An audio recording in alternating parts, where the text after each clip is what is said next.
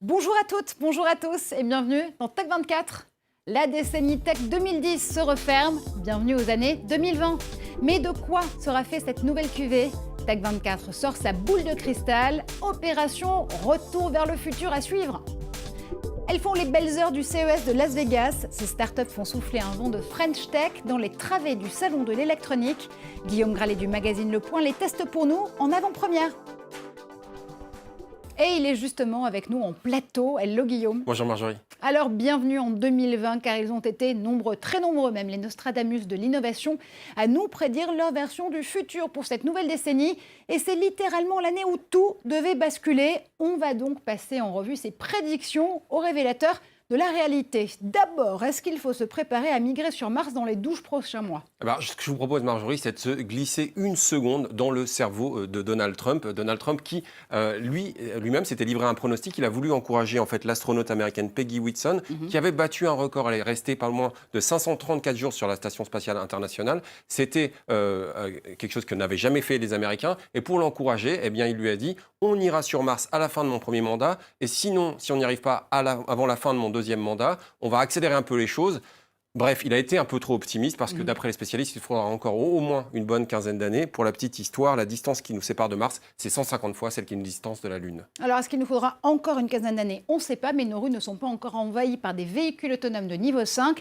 Les voitures sans conducteur, roulant ou volant ne sont donc pas pour tout de suite. Oui, moi je me rappelle une prédiction très précise de Chris Urmson, qui s'occupait des véhicules autonomes chez Google. C'était en 2015. Il disait, lorsque ma fille sera majeure, c'est-à-dire cette année, en 2020, eh bien, on aura des voitures autonomes partout. Force est de constater que ce n'est pas encore le cas. Il y a 5 niveaux de voitures autonomes. On n'en est qu'au niveau 2, c'est-à-dire qu'on a une voiture autonome qui peut avoir un tout petit peu d'autonomie dans le contrôle de la vitesse et la direction, mais on n'a pas encore un véhicule qu'on peut lâcher dans la nature sur les routes. Il faudra attendre encore un petit peu, mais pour la petite histoire, on peut être patient.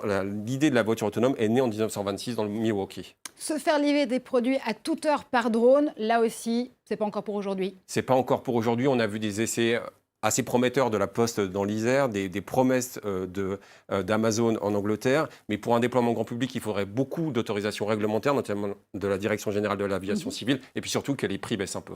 Allez, une prédiction consommation qui est bel et bien en train de se réaliser, c'est celle des supermarchés boostés par l'intelligence artificielle. Caméra pour analyser le comportement des consommateurs, identification et paiement instantané. On part au Japon pour en savoir plus avec nos confrères de France 2. Le supermarché du futur, le voici. Plus de 10 000 mètres carrés de surface et des caméras partout. Il y en a plus de 1500 caméras intelligentes. Elles observent, enregistrent les mouvements des clients dans les allées, déterminent leur âge et leur genre. L'expérience commence dès l'entrée dans le magasin. Voici un chariot intelligent. Tous nos clients ont une carte de fidélité prépayée. Pour s'identifier, on scanne sa carte et on compose son code secret. Et aussitôt apparaissent les promotions basées sur votre historique d'achat. Venez, je vais vous montrer comment ça fonctionne. Grâce aux caméras, les temps d'arrêt, les hésitations des clients sont analysés. Du coup, les meilleurs endroits du magasin peuvent être monnayés auprès des marques. Ici, rien n'est laissé au hasard. Dans un supermarché traditionnel, il est estimé que 80% des achats sont impulsifs, non prémédités. Désormais, grâce à l'intelligence artificielle, les clients sont aidés ou poussés dans leurs achats. Hikari Tokunagi vient faire ses courses une fois par semaine et elle n'y voit que des avantages. Moi, je sais en temps réel ce que j'achète et ce que je dépense, ce que ça coûte, et puis surtout, c'est très rapide. On n'a pas à faire la queue à la caisse. Car son panier a déjà été encaissé automatiquement sur sa carte prépayée. Clients scrutés en permanence, données personnelles stockées et utilisées, cela ne semble pas déranger outre mesure ces consommateurs nippons. Que le magasin ait mes informations personnelles, je ne vois pas le problème. Des caméras intelligentes pour les clients, mais aussi pour tous les produits vendus dans le magasin. Ces petites caméras blanches surveillent le niveau d'approvisionnement de tous les rayons. Et si un produit vient à être épuisé, une alarme est lancée. Résultat des supermarchés intelligents, il y a moins d'humains. Vous savez, au Japon, nous avons un sérieux problème. Le manque de main-d'œuvre, dû au vieillissement de la population. Et c'est grâce à l'intelligence artificielle que nous pourrons contrer ce manque de personnel. Et ce n'est qu'un début. Bientôt, ces écrans publicitaires pourront s'adapter au profil des clients. Les prix pourront aussi changer en temps réel pour offrir des promotions ou appâter le chaland, comme sur Internet. Et quelles sont les autres tendances à retenir pour cette année ? On voit que Facebook parie énormément sur la réalité virtuelle qui va devenir une vraie tendance de manière de plus en plus naturelle. On n'a plus besoin de joystick. Il faudra quand même baisser le coût des matériaux utilisés et puis avoir une meilleure connexion. Alors justement, la 5G va se déployer dans le monde entier cette année. C'est déjà le cas en Corée du Sud. Ça va surtout être le cas d'un théâtre, d'une guerre sans merci entre la Chine et les États-Unis. Et c'est l'Europe qui, pour l'instant, ne parle pas d'une voix commune qui va être le véritable arbitre de cette bataille. Merci Guillaume. Mais qui sont ceux et celles qui imaginent notre avenir ? On les appelle les futurologues. Mais la prédiction technologique est-elle vraiment une chance ? On pose la question à l'expert Laurent Hogg. Bonjour Laurent. Bonjour Marjorie. Alors ces futurologues, qui sont-ils vraiment ? Des professionnels de l'innovation ou des charlatans des tendances ? Mais c'est un mot qui veut un peu tout dire, hein. Il n'y a pas de diplôme de futurologue, en tout cas à ma connaissance. Et puis donc c'est une profession qui est exercée par beaucoup de monde. Il y a des gens qui la font bien, il y a des gens qui la font moins bien. C'est assez difficile en fait pour le grand public de s'y retrouver. Et pourtant il y a des règles assez faciles. Vous venez de le dire, prédire l'avenir c'est impossible. Des fois on réussit, mais c'est plus par chance qu'autre chose. Il y a plein de choses qui peuvent se passer qui sont absolument improbables, du style le 11 septembre ou la chute du mur de Berlin, des événements politiques qui bouleversent la société. Et donc tout simplement les gens qui ont beaucoup de certitudes sur le futur, en général, c'est pas très sérieux. Si quelqu'un vous donne une date pour qu'une technologie arrive, on vous dit par exemple vous allez pouvoir télécharger votre cerveau en 2037 dans un ordinateur, c'est assez peu probable que ça soit vrai, parce que pourquoi 2037 et pas 2036 ou 2038 ? Pourquoi à ce moment-là ? Qu'est-ce que ça veut dire que ça puisse être fait ? Est-ce que ça veut dire que ça a été fait une fois, ou est-ce que ça veut dire que c'est une technologie qui est disponible pour le grand public ? On a un bon exemple qui est la voiture autonome. Le fait qu'il y ait une voiture autonome à Palo Alto qui tourne, est-ce que ça veut dire que la voiture autonome est arrivée ? J'en doute. Mais bref, les futurologues, en fait, les gens qui font ça bien, à mon avis, sont des gens qui plutôt comprennent que le futur est imprédictible et qui donnent des scénarios, qui disent voilà les différentes directions que ça peut prendre. Et donc ça permet, quand on cherche à comprendre l'avenir, quand on est une entreprise, qu'on cherche à créer sa stratégie en amont, avant que les événements se déroulent, ça permet de commencer à réfléchir. Mais il n'y a absolument aucune certitude. Personne ne prédit le futur. Les gens qui prédisent le futur ne feraient pas des conférences ou ne seraient pas dans les médias. Ils sont en train de jouer au loto ou de jouer sur les marchés financiers s'ils pouvaient vraiment prédire le futur. Donc si on est certain de quelque chose, c'est qu'on est certain de rien. Très rapidement, revisiter le passé pour mieux appréhender le futur. C'est ce que vous faites notamment avec votre série d'animation Paléo Futur. Est-ce que ça veut dire qu'il faut se transformer en archéologue de la tech ?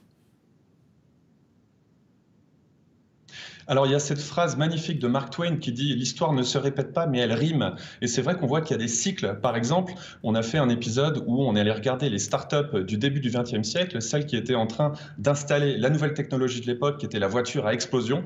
Eh bien, les parallèles avec Tesla, qui est en train d'installer une nouvelle technologie qui est la voiture électrique, sont absolument frappants. Si on parle d'André Citroën, il a eu exactement les mêmes problèmes qu'Elon Musk. Il a eu les mêmes réponses. Il a fait préfinancer, par exemple, au moment de la commande par les clients, préfinancer son outil de production. Il a lui aussi dû utiliser des méthodes de marketing viral. Vous savez qu'Elon Musk a envoyé un de ses roadsters dans l'espace. André Citroën a fait écrire son nom avec des avions dans le ciel de Paris dans les années 1900.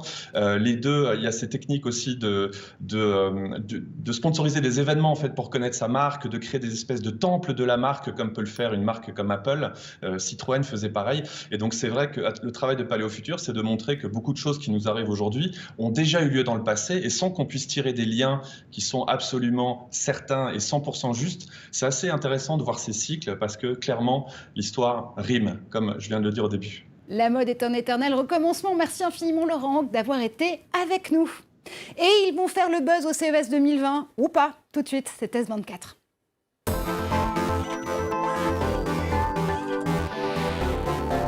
c'est la classe à Vegas. Des gadgets qui vont être présentés au CES sont en plateau ici avec nous pour Test 24. De la French Tech, en veux-tu, en voilà. Et on démarre à Perpignan avec Basmi. Oui, une idée qui revient à Alban Duroy, qui a voulu nous faire ressentir la musique, les jeux vidéo, les films. Il a un partenariat avec le cinéma de Perpignan comme jamais, en se servant de notre cage thoracique comme une caisse de résonance. C'est ce que je suis en train de vivre en ce moment. C'est assez intéressant et il veut être à la musique ce que le relief est à l'image. Eh bien, on va mettre maintenant du relief dans les livraisons avec une boîte pas comme les autres. Et on part à Nantes pour ça. Oui, c'est le Living Packet, c'est une boîte assez écolo parce qu'elle va vous permettre d'envoyer, de recevoir des colis un petit peu partout dans le monde. Vous pouvez régler l'adresse sur le petit écran que vous voyez ici, Marjorie. Et puis vous allez pouvoir, grâce à différentes caméras et de capteurs à l'intérieur, suivre la bonne santé de votre colis. Vous allez même pouvoir changer la taille du matériel que vous pouvez envoyer, avoir des choses des plis par exemple. C'est surtout réutilisable pas moins de 1000 fois et c'est recyclable. Allez, une autre très belle initiative, cette fois-ci on part à Rennes avec une lampe pour aider les personnes en situation de dyslexie. Oui, et ça touche pas moins de 1 personne sur 10. C'est la dyslexie, était dyslexique Richard Branson, Agatha Christie ou encore Albert Einstein. En fait, les personnes dyslexiques ont 2 yeux dominants, c'est-à-dire qu'ils voient en plus d'une image, une image miroir et ça rend difficile de distinguer des lettres jumelles, le P et le B par exemple. Ici, on va jouer sur la modulation de l'image, on va faire disparaître cette image miroir et on va rendre la lecture plus facile. Merci infiniment Guillaume pour toutes ces infos. Vous l'avez compris, c'est la fin de cette émission. Merci à vous de nous avoir suivis. On se retrouve en 2020 aussi sur tous les réseaux sociaux avec le hashtag Tech24 à la fin de vos messages. À très vite.